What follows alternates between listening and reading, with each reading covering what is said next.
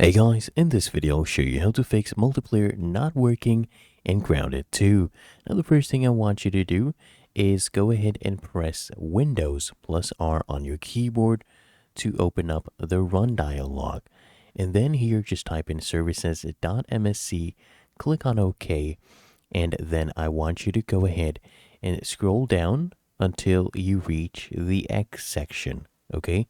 Now right here you should see Xbox Live Networking Service. Now this one, the startup type is actually set to manual. What I want you to do is right click on it and then click on properties and just go ahead and change the startup type to automatic. Apply, okay, click on apply, click on OK, and just repeat the same process with the other Xbox Live services, and that should fix your issue. If you found this helpful, make sure you smash that like button and subscribe to App Mentor.